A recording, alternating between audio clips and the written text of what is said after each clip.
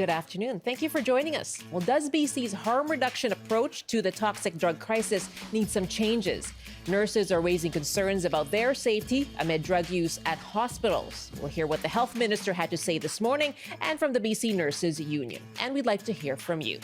In about half an hour, more Canadians are living the single life. So what are the pros and cons of singlehood?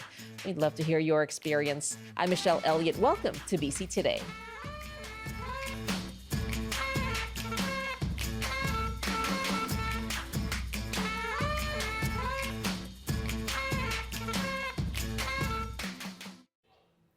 Thanks for joining us on CBC Radio 1, CBC Television, and live streaming on the CBC News app, cbc.ca/BC, and on the CBC Vancouver YouTube page.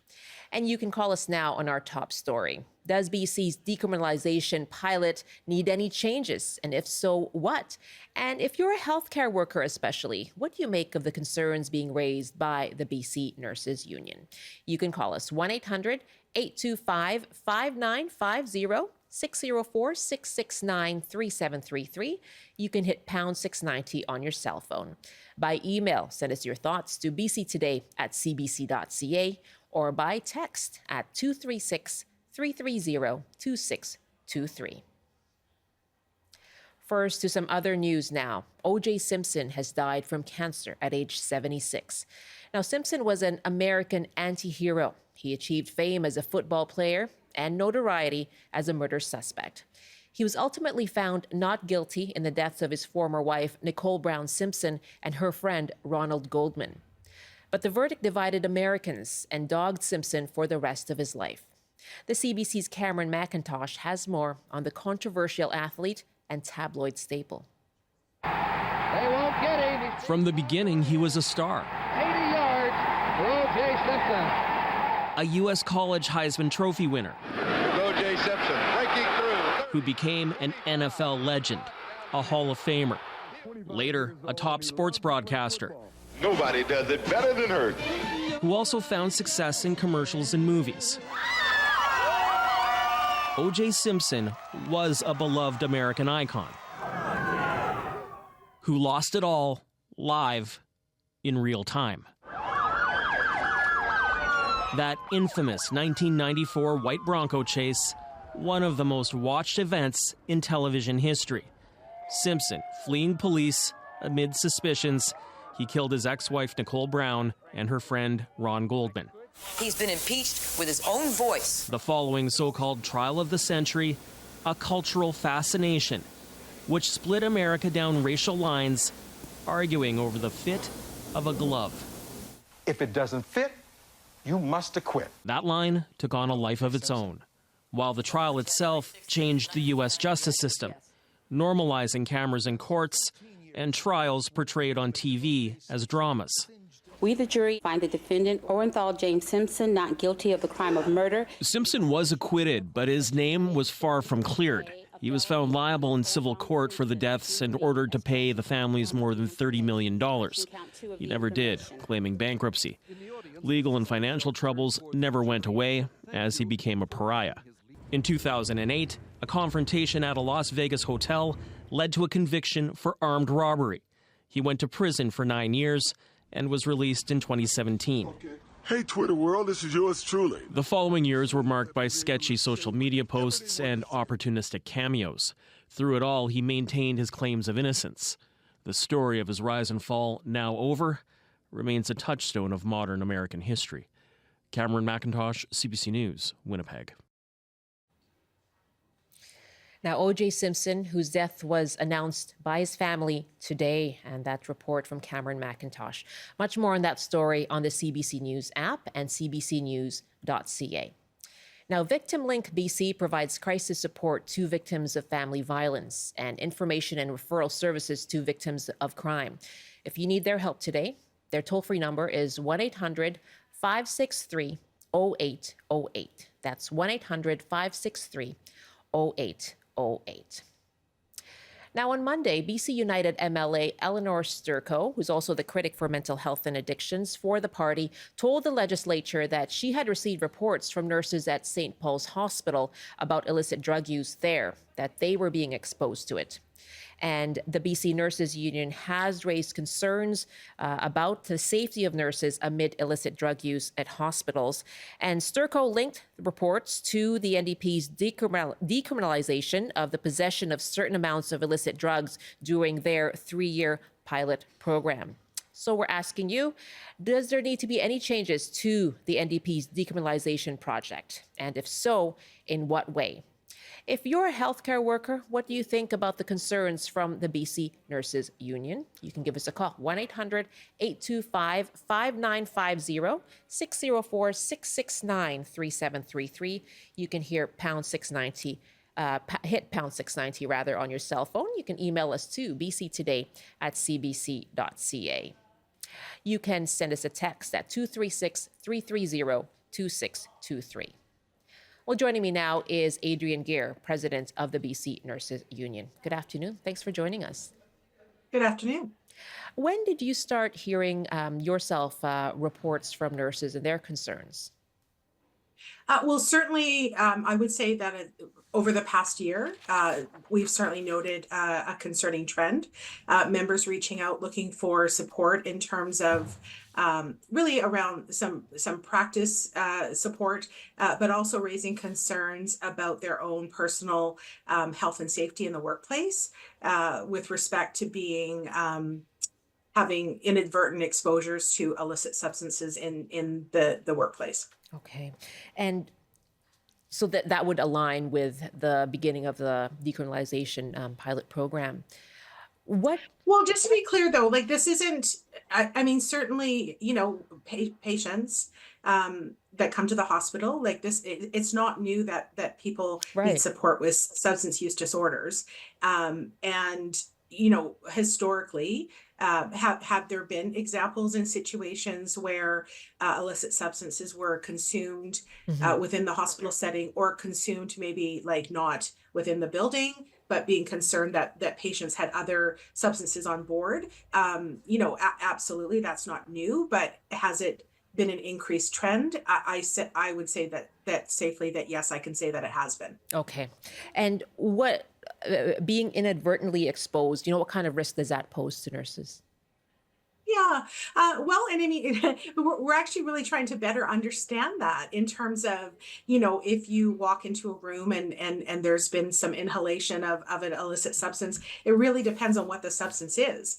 And how much exposure that the nurse or person has had. So it's hard to say. What's fair to say is that there's a lot of unknowns. And the reality is, if somebody's consuming an illicit substance, nobody really knows for sure what's in it. And so that is part of the concern. And also that, we do have safe, clean air bylaws and policies and rules and things already. And so, it would be a concern for anything to be consumed within a hospital. And the health minister reiterated this morning that, smoking of anything is not allowed at hospitals, right? That's true. The challenge is that those policies aren't necessarily enforced by the health authorities. Okay. The decriminalization pilot means that adults found in personal possession of any combination of illegal drugs, including opioids, crack and powder cocaine, methamphetamine, and MDMA, that adds up to a combined total of 2.5 grams or less, would not be subject to arrest or criminal charges, and that the drugs are not seized. So I'm just trying to understand, like in hospitals, are there areas where this would apply? Are there areas where it just wouldn't be allowed at all? Like what is allowed in a hospital right now, given, patients may come who are suffering from substance use addiction? What exactly can they do? Well, I think in terms of, decriminalization, it's pretty clear that people are able to possess illicit substances. In terms of the clinical setting, though, anybody who is admitted to hospital for medical treatment, surgery, what have you, it's really important that nurses and the healthcare team, the physician, understands what medications that you're taking, illicit or otherwise. And so it wouldn't be in anyone's interest, medically speaking, to be not forthright about what medications again, prescribed or illicit, someone is taking, because the And- medications, the treatment that could occur during hospital, there's a potential for there to be, adverse reactions with mixing medications, Right. for example. And is that happening? Are people not being forthright? I couldn't say. I can tell you that nurses have certainly raised this from a practice perspective, that this adds yet another element of complexity to providing care for people. And so all the more reason why it's important to have a therapeutic relationship where people frankly aren't feeling stigmatized, so that they can have those honest conversations. That is what harm reduction is about. And my worry is that this conversation is sort of being conflated. Like, harm reduction is important. Nurses support harm reduction. Where we're challenged is this safety implications from employers not enforcing policies. Okay. And so the conflation that you're talking about, when Eleanor Sturko says, they've heard reports from nurses who observed drug dealers, quote, brazenly conducting business on the rooftop of St. Paul's Hospital. Is that true? Are nurses reporting that? Have I heard that? Yes, I have. And is that okay? No, it's not okay. But that is different than people with substance use disorder consuming substances. And so is a substance use disorder a criminal matter? I don't think it should be. It's a health matter. Is it okay for people to come in and further, really, this is predatory behavior. These are vulnerable, marginalized people. And if there's a criminal element involved, that is absolutely not okay. Okay. And it's not okay that the health authority isn't taking steps to address those concerns, that law enforcement isn't taking concerns to address that piece of it. But when you hear, the BC United raising that concern amid a discussion around decriminalization, and you're saying those are two separate things, right? So do you worry that the concerns that you've raised about nurses' safety becomes kind of, part of the politics and the political debate around this? Thank you. Yes, absolutely.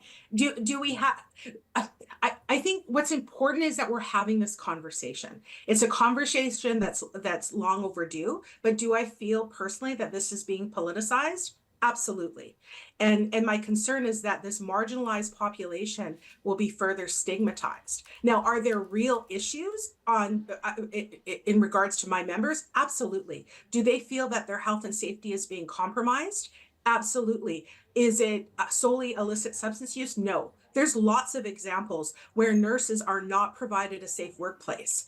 And so I'm glad that this conversation is going on. But what about violence? What about fatigue? It seems to be accepted that nurses can work, exhaustive amounts of overtime and work, 16, 24 hours a day, can be subjected to violence. There's policies around that aren't enforced either.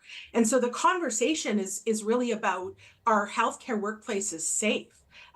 Illicit substance use is one additional complexity and one additional concern, but ensuring safety in the workplace is really where I would like to see this conversation. I'm going to go to calls, Adrian. Thank you very much. But I'm going to ask you, do you think there needs to be any changes then to decriminalization in BC? I think it's important that there's this task force that's being formed. I think it would be important that people that are providing the care are at the table. I think it's important that people that have lived experience with substance use disorder are at the table. And ultimately, would I like to see the health employers be held more accountable to ensuring people's safety? Patients and healthcare staff, absolutely. In terms of the policy on decriminalization, I think it's complex. I think what's been demonstrated is that while there might be some good intentions around this, there's some gaps. And there needs to be additional resources, training, and support if that is going to be a policy that is maintained. Thank you so much for joining us. I appreciate it. Thank you. Adrian Gear is BCNU's president, the BC Nurses Union. And so we're asking you, do you think there needs to be any changes to the decriminalization project in BC? She said that there are good intentions, but some gaps, more support needed. What do you think? And what do you think of these concerns? Love to hear from you, especially if you are a healthcare worker and work in hospitals. 1-800-825-5950, 604-669-3733. You can hit pound 690 on your cell phone. Jeff is calling us from Kelowna. And Jeff, you are an ER physician? I am. Okay. Tell us about your experience. Well, first of all, I agree with the spirit of what you're saying, and I can't speak to experience. I work in the front lines in the emergency department, so I don't deal with patients on the ward. I agree with the spirit of decriminalization. I don't think that the war on drugs has been successful, and I don't think you can arrest people out of issues of substance use issues. So I do think that substance use should be treated as a public health concern and not a crime. At the same time, I do worry that being too permissive in denying could give a bit of a black eye to the whole decriminalization concept. What does being too permissive mean? What does being too permissive? What does being too permissive look like? I mean, we read the memo that came out recently about basically it was almost permitting open drug use in the ward, and we know that people were dealers coming into wards and selling drugs. And again, these are all things you hear. And I did read the memo that was issued. Allowing more permissive drug use on the wards. And I think we have to create guardrails. So again, I don't think that criminalizing, I think decriminalization was a good idea, but I do think you have to, for example, we don't allow smoking in public places or in hospitals. I'm not sure why we would allow use of illicit substances in those circumstances either. So, and I worry the word stigma is kind of overused. I find most of the people with substance use issues that I deal with in emergency are actually very forthcoming and very, very honest with me. And I think sometimes stigma is used to justify policies that maybe in the end are well-intentioned, but ultimately are going to be harmful to users and to society as a whole. What kind of enforcement would you like to see then? Well, I think, I don't think we should, arrest people, lock people up for having small quantities of illicit substances. I think that's not the way you deal with the issue of substance use. But at the same time, being too permissive and allowing use of illicit substances within hospitals, it's a bit fraught. And I think it's again, I can't comment what nurses face on the wards, but I don't think it sounds like a very good idea. And also, I think, again, it kind of, it does create fodder for people on what I think is the wrong side of this argument, to use people as substitute sources as pawns to justify more draconian policies. And I think I don't want to see a return to the battle days of the war on drugs. At the same time, I think if we're too permissive, it kind of undermines the whole progressive approach to dealing with substance use. So I think that we have to have some guardrails in place to not allow sort of inappropriate behavior, but at the same time respect the autonomy and the health of people with substance use disorders.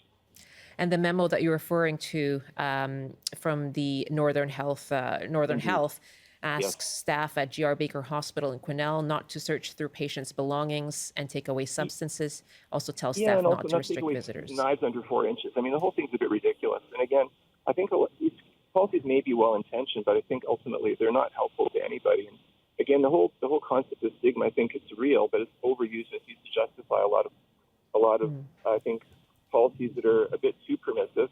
And again, I think it does kind of undermine. We can see, and then you get a backlash. You can see what's happening in Oregon now. And I do compliment they're revisiting Oregon, and I compliment BC for being progressive in terms of this. But if we become too permissive, then it gives fodder to those who would oppose these policies. And again, I think we could see a return to the war on drugs, which was clearly an abject failure. But you can see this is driving a lot of the political discourse. And you can see it's become a bit of a tribal issue. And it's become very divisive, and it's been overly politicized. I think people I think substance users, people with substance disorders, I think healthcare workers become pawns in a larger political battle, which is unfortunate. Because I think ultimately we want to help people with substance disorders. At the same time, we want to protect healthcare workers. And we also don't want to enact policies that in the end are well-intentioned, but actually have unintended harmful consequences. Jeff, thank you very much. Really good to hear your perspective as an ER physician. Thank you so much. Yeah, take care. That's Jeff joining us from Kelowna. Patrick is up next in Vancouver now. Hi, Patrick. I don't have too much time, but I'd love to hear from you. Sorry, go ahead, please. Yeah, thanks for taking my call. I'm sorry, I'm not a healthcare professional. No, not at all. I'm in the downtown east side a lot. I'm actually pulled over here, parked right now. I deal with a lot of missions and stuff and charities in this area. So, as we speak, I'm literally watching somebody openly use illicit substances. And my question that I really haven't had an answer to, and maybe putting it out there on your show will help, but wouldn't it make more sense to take the money that we've invested into a safe supply of drugs and using that money to actually help people get off of these drugs make more sense? I understand the aspect of decriminalizing it and not putting like a strain on our justice system, but wouldn't it make more sense to help these people get off of these drugs and invest in rehabilitating them rather than just providing them, and then putting a huge strain on our already strenuous healthcare system? Like, I feel so bad for these nurses and doctors that now are forced to deal with this when they already have such a shortage, and like you said, they're so overworked, and now they have to deal with this. Like, can I ask you, Patrick, sense? What is it? Is it one or the other? There are people who are not ready for that treatment at this time, in order to prevent them from dying from overdose. Safe supplies. So I wonder, that's the argument, right, for safe supplies. So I wonder, is it really one or the other? Well, I don't know. I don't have the answer to that, but from like a surface level, looking at other countries and the way that they do things, they don't have these laws, and they're very successful with rehabilitating people. Like, if you look at a lot of these Northern European countries, helping them, investing a lot of money in getting off of these drugs. Because on a surface level, nothing's changed. Like, you still go to the downtown east side, and people are openly using drugs. Before it was decriminalized, they were doing this without any implication at all. People weren't being arrested for using illicit drugs in public. Like, that just wasn't a thing. I think going after the people who are selling illicit drugs that might be contaminated is maybe a bigger issue. Enforcement as well. Yeah. Patrick, really good to hear from you. Thanks so much for pulling over and giving us your thoughts. That's Patrick joining us from Vancouver. 12:28 now. This is BC Today here on CBC. Well, a lot more on this story coming your way this afternoon, and other stories as well on the afternoon show in your region, in the interior and northern BC. Here's what's coming up on Radio West. Well, hi there. Sarah Penton here. Coming up today on Radio West, we have an interview I'm so looking forward to bringing you. It's a 3-part chat with West Kelowna Fire Chief Jason Brolin. We take a drive through areas hit by the McDougall Creek fire last summer. This would have been as close to the center of hell that you could get. The wind would have been howling through here like a tornado. The trees on the hillside have literally been ripped up with their roots intact, laying on the hillside. The wind would have been like a tornado here. We talk about its aftermath, the impact that still affects everyone in the community. There's a lot of emotion involved, obviously, for those that fought the fire, for those who were right here on the ground, or those who were making decisions somewhere else, but also for those who lost their homes, right? They come and go from these neighborhoods every day. And most importantly, we talk about the fire season ahead, what can be done and what needs to be done to safeguard communities against the fire. And Jason Brolin says so far it's only been a drop in the bucket.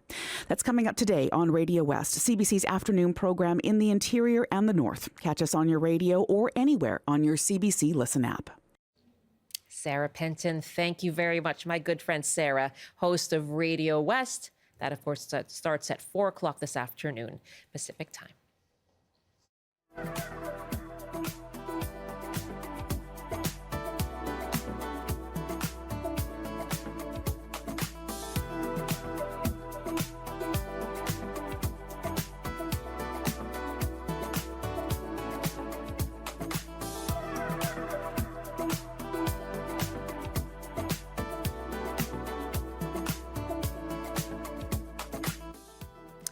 This is BC Today, and we have one last email here on the topic of concerns being raised by nurses when it comes to their safety amid illicit drug use at hospitals. And Jan writes, a friend of mine was recently in St. Paul's, and the patient across from her blatantly used or had paraphernalia scattered around her bed throughout his stay.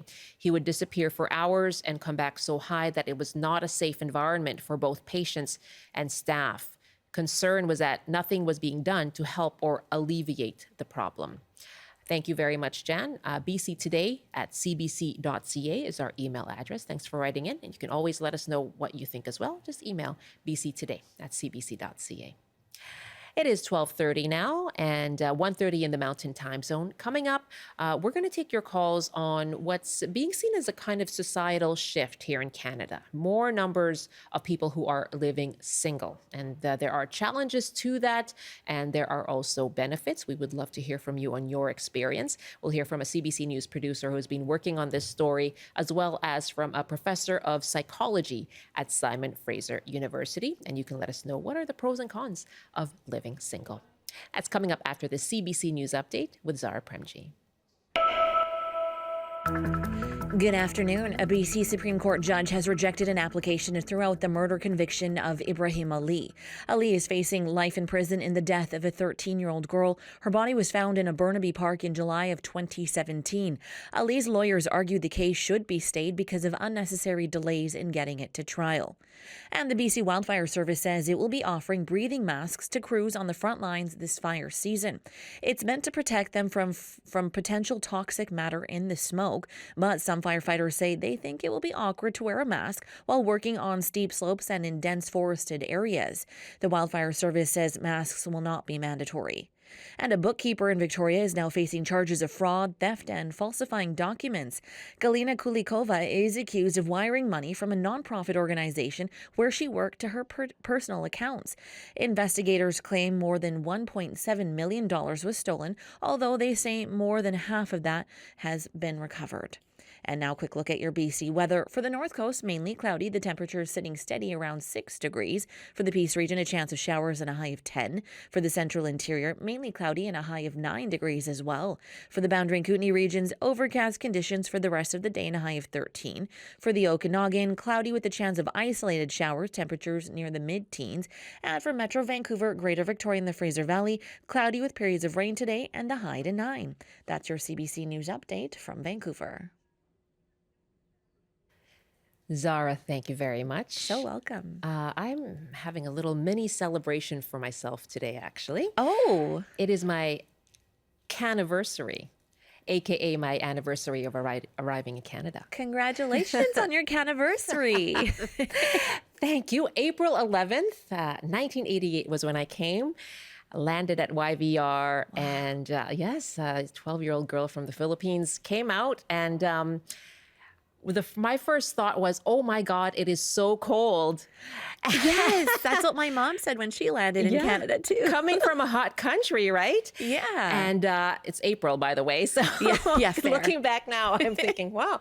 But I remember thinking, oh my God, it's so cold here. And I had kind of like one of those, what I thought was a warm jacket, but bought in the Philippines. So not at all warm. No, not at all. I'm glad you chose Canada as your home. Yes. Oh my gosh. I remember thinking how beautiful it was as we drove to over the Lionsgate Bridge to the North Shore, looking at the North Shore Mountains. I mean, what a welcome, right? Oh, yeah. Oh, that must have been a beauty welcome. It really was. A lot of adjustment, a lot of hardship, but wow, so thankful for the change. So I always think, April 11th, what a special date for me and my family. Now it's a special day for me, too. I'm so glad that this is your day. Yes, we'll celebrate later. Yes, we will. Thanks so much, Zara. Congratulations, Michelle. Thank you. That's Zara Premji in the CBC Vancouver newsroom.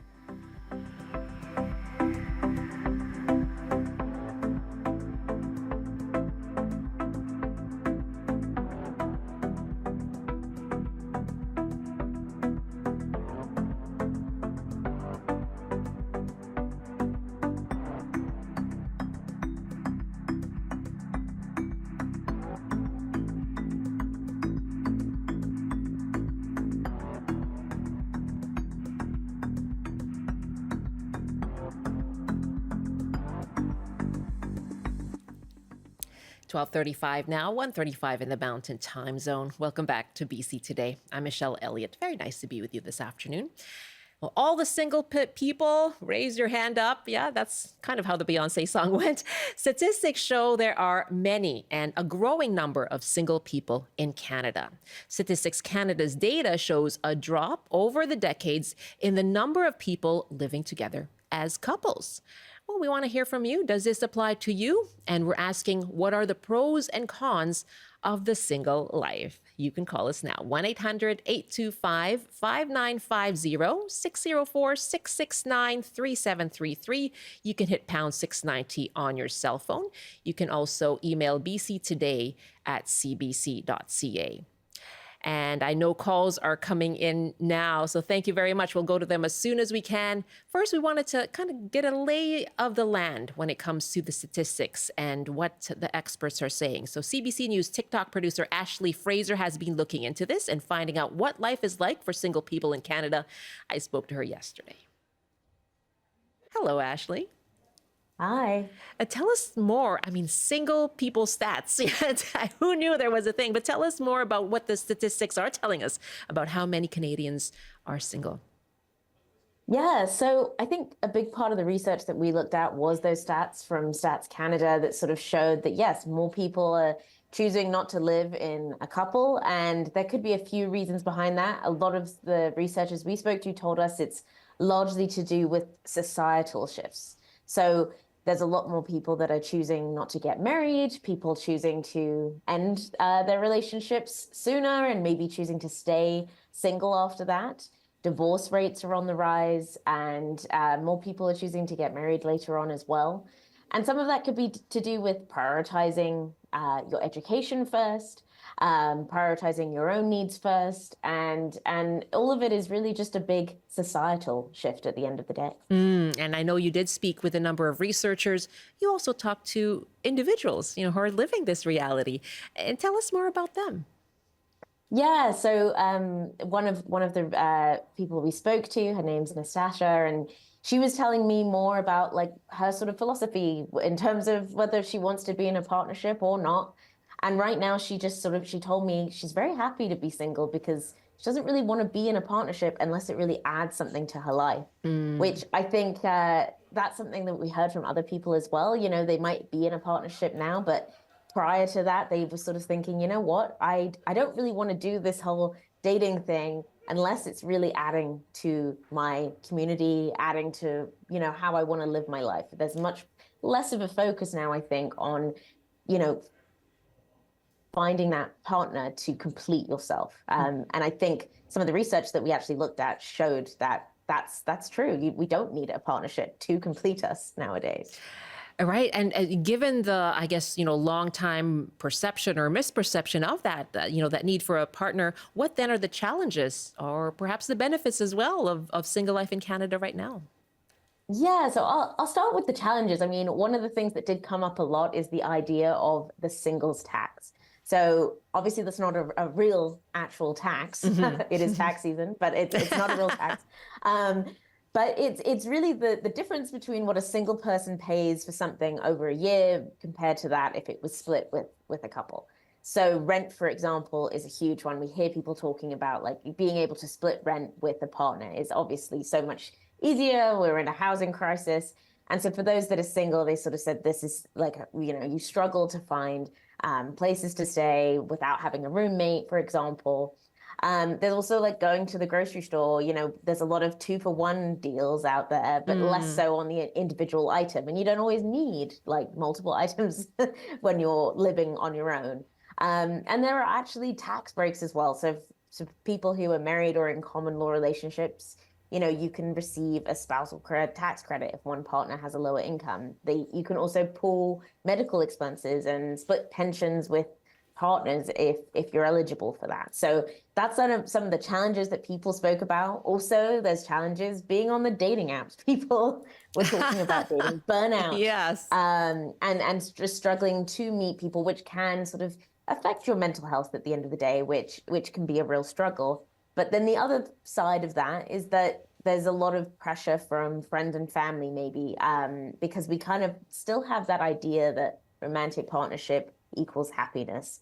But from the researchers we spoke to, that's really actually not the case. So that kind of brings me to the benefits because first off, the researchers told us, yeah, you know what? Happiness is not dependent on your relationship status. It's really about how confident you feel within yourself that really can determine your overall happiness. There are other factors at play here. And the single people today have a lot of agency to determine what kind of relationship they want to be in. You know, we've moved away from that traditional ideal that you've got to settle down when you're in your early 20s and like have life figured out, you know? So I think, you know, a lot of the people we spoke to, they kind of reflect that, you know, that they're trying to move away from those sort of traditional ideals and really find within themselves how they find happiness, what they want to do with their life, the kind of people they want in their life, and whether that's in a partnership or not, that's totally fine. Yeah. So yeah, it was really fascinating topic to look at. Yeah. Who is your chosen family? Who is your community? What a fascinating look at societal shifts, as you say, Ashley. Thank you very much. No worries. Thank you. That's my conversation with CBC News producer Ashley Fraser. We're asking you, what are the pros and cons of single life? And Lisa's on the line in Vancouver. Hi, Lisa. Hello. Hi. Tell me about your situation and experience. Yeah, I'm a single person, and I don't live alone. I do have a roommate, but it's a very different situation than living with a partner. And I have things that I love about it more than I have things that I don't like about it. Aha. What do you love about it? Well, as I mentioned to the producer I spoke with, I am a healthcare worker in Vancouver at St. Paul's.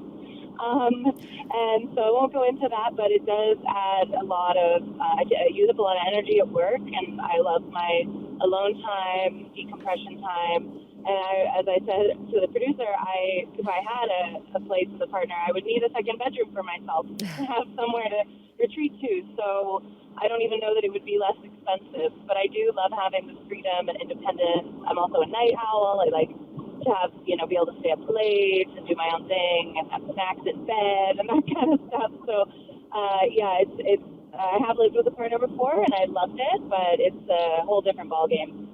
I can imagine the need for a retreat given your work, Lisa. Yeah. Yeah. And I don't feel pressure by family or anybody. Oh. My sister has kids, so, grandparents are happy about that. And I don't feel any pressure. My friends are some of them are married, some of them have kids unmarried, some of them are, all over the map. Do you think that's changed then? Do you think that perhaps, we're your family and friends are thinking differently as well? I think so. I've been lucky my parents never really put pressure on me for much. Like, I kind of been able to do my own thing. But even, when I turned 30, I'm 36 now, and when I turned 30, I was, panicking because I just had a breakup, and I was, just like, oh, my God, everybody's going to be married soon. And then that didn't happen. So I didn't, it kind of dropped off. But I do think that has changed for sure. Yeah. Oh, so great to hear from you, Lisa. Thank you very much. Yeah, thanks so much. Take care. That's Lisa in Vancouver. Yeah, I'd love to hear from you. What are the pros and cons of the single life? What do you make of the societal shift, seeing more single people in Canada? 1-800-825-5950, 604-669-3733, pound 690 on your cell phone. Joining me to take the rest of your calls is Yuthika Girmay, Associate Professor of Psychology at Simon Fraser University. Hello. Hi, thanks for having me. Thank you for joining us. How have things changed, do you think, when it comes to singlehood? Yeah, clearly we've been hearing that the rates of singlehood are on the rise, and they're not just on the rise in Canada. We see this trend sort of globally. So I think that is one really big shift that has occurred in recent history. And I think it's interesting because it's getting people really talking about it and thinking about it and sort of questioning some of the relationship norms that have existed to date. Relationship norms, yes. Is that part of the challenge, kind of, pushing for those changes? Yeah, I think one of the things is that, on average, most people do enter into some kind of romantic relationship at some point in their life. And so when we see people who are choosing to remain single or who are sort of struggling to get into relationships, friends and family, we have questions about that, and we want to try and help people find the love of their life. But I think that is just like a normative, people trying to work or, trying to uphold these relationship norms. And I don't think there's anything wrong with that. Like, I think there's a lot of people who want to be in a romantic relationship, and I think that's absolutely fine and completely valid. But I think what it can do is that people basically assume that that's something that everybody wants. And that may not be the truth, right? That's not necessarily the case. There may be people who are really happy being single. They don't necessarily want to be in a romantic relationship. And they may experience sort of, that unwanted questioning and pressure from other people. Yeah, interesting to hear what Lisa had to say as well about that, thankfully not facing that in her life. Marie is joining us from Abbotsford. Hi, Marie, what's your experience? Well, I'm at the other end of the spectrum from the people that most of the people have called in. I'm 72, and I became single about 4 years ago when my husband decided he wanted something else. And at the time, I was a little bit panicked, but 4 years later, I have to tell you that I have never been happier. I am spiritually, emotionally, and practically content. I'm doing things that I never would have done in that relationship. I'm connecting with people, and it's been a long, long time since someone has said no to me. What do you mean by that? Well, in a relationship, you often have to confer with your partner and say, is it okay if I do this, or can I buy that, or whatever? And nobody says that to me anymore. Oh, how did you get to that point, Marie? Well, I did a lot of work. I took a workshop that quite literally saved my life called The Awakening. And then I worked with a divorce coach, and those things really helped me. And I've always been a pretty independent-minded person. So once I realized the breadth and width of freedom that I had, I became really, really happy. Congratulations to you. So glad to hear that. Okay, thank you. What a great journey you've been on. Thank you very much, Marie. That's Marie in Abbotsford. What do you make of her experience, Yuthika? Yeah, I think that's really awesome. Two things really strike out here is that singlehood is not just like a young person issue, that we're seeing rates of singlehood across the lifespan. So I think that really speaks to this experience of this caller. And the other thing that's, I think, really important is if you're single, that's essentially like being in a relationship with yourself, right? So I think you still have to do the work and invest in yourself. So going to sort of workshops and, going to therapy or speaking to divorce lawyers or whatever that takes and whatever that looks like for you. But yeah, it's an investment in yourself. I love that notion of the relationship with yourself. Anybody, I think, whether you're in a relationship or not with another person, I think that is very applicable. Our next caller now is we ask you, what are the pros and cons of the single life? Our number again, 1-800-825-5950, 604-669-3733. Tommy is joining us from Vancouver. Hi, Tommy. Good afternoon. Good afternoon. Thanks, Michelle, for having me on the show and for posing this wonderful question. I am a gay man in my 40s, and I have been single my entire life. I have never been in an intimate relationship. And the pros of that would be to have the freedom and flexibility to do what I want to do when I want to do it. And it has allowed me to travel and to do that on my own schedule. The cons, first and foremost, would be the lack of personal development. I have always felt that there was something missing in my life, and that feeling won't go away simply because I don't have that someone else to be able to test me, to be able to challenge me, to be able to force me to exercise those muscles that have remained stagnant my entire life because of my single status. The other cons of being a single individual would be the discrimination that one's facing within certain industries. Within food and beverage, I've noticed a negative treatment from restaurant employees in terms of where they seat me. They would rather stuff that single, lonely person, and I'm doing the air quotes here, off into the corner rather than at the prime table with the prime viewing in the location, because who wants to see a single person eating alone? Because that doesn't fit with the brand or with the lifestyle. And also, another big con is a financial con, especially when it comes to cruising. There are certain industries that promote the couple lifestyle, and the cruise industry is one of them. Any single traveler who wants to go on a cruise by themselves will have to pay what's known as a single supplement. So you're basically paying more than that couple in that very same cabin next door, just simply because of your single status.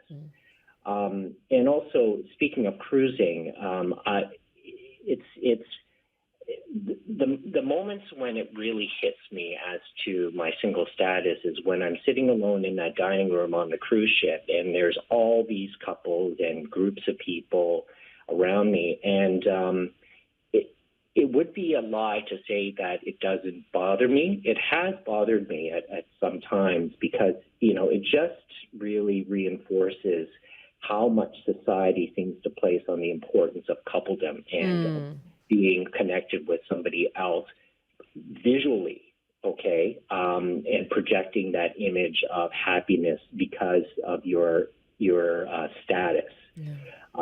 So those are some of the pros and cons that I've experienced. Who knows what the future holds for me, but it's.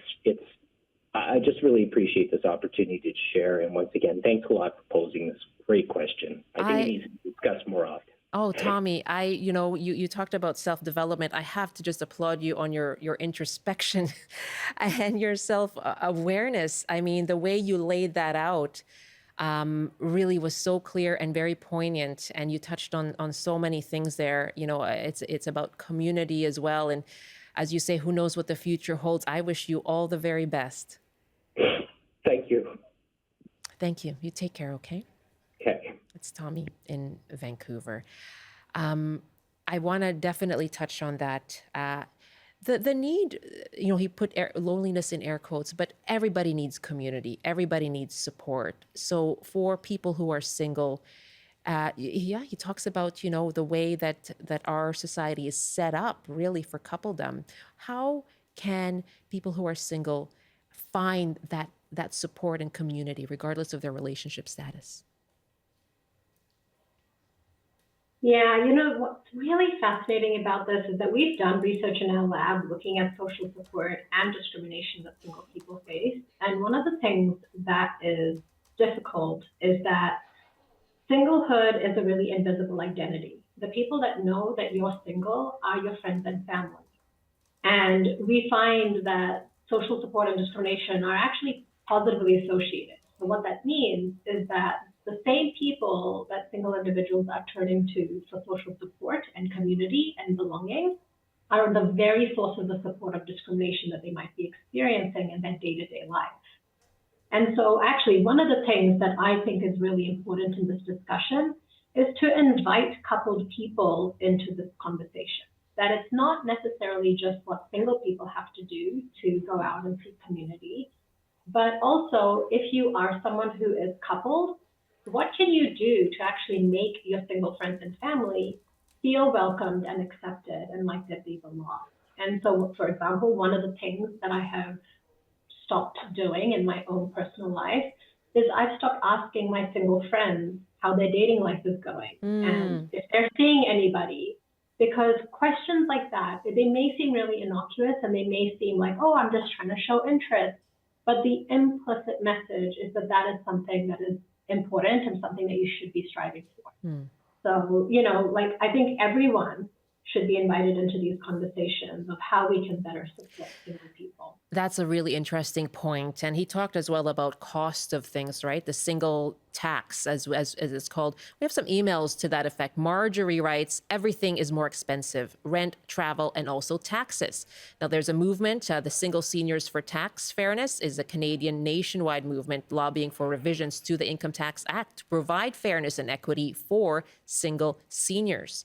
And Robin writes, I'm single, but not by choice. My spouse died, so now I'm a single senior. And as our population ages, this situation will likely become more common.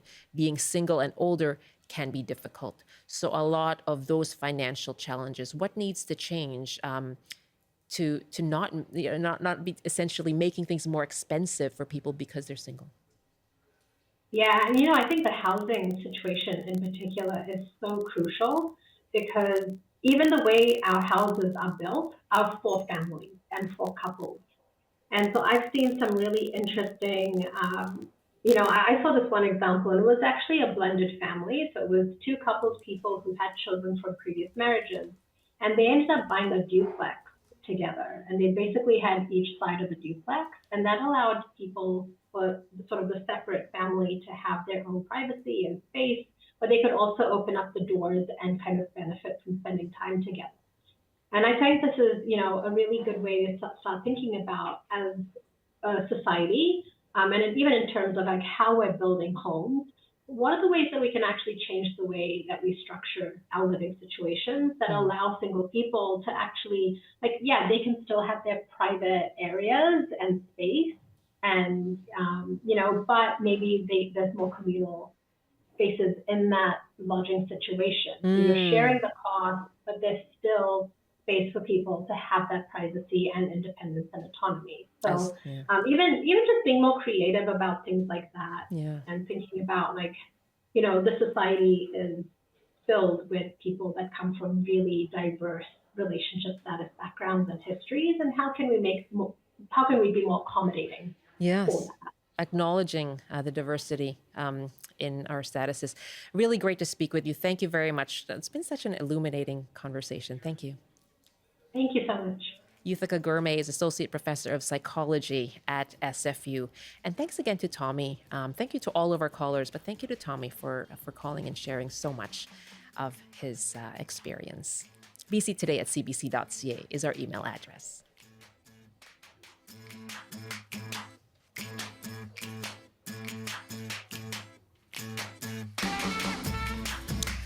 That is it for our show. Thanks so much to everyone for calling in and joining the conversation. I want to send a shout out and a thank you to Paula in the Okanagan who called in to wish me a happy anniversary. Happy caniversary at that. Thanks so much, Paula. That's very sweet of you. You can email us bctoday@cbc.ca. I'm Michelle Elliott. Have a great afternoon. We'll talk again tomorrow.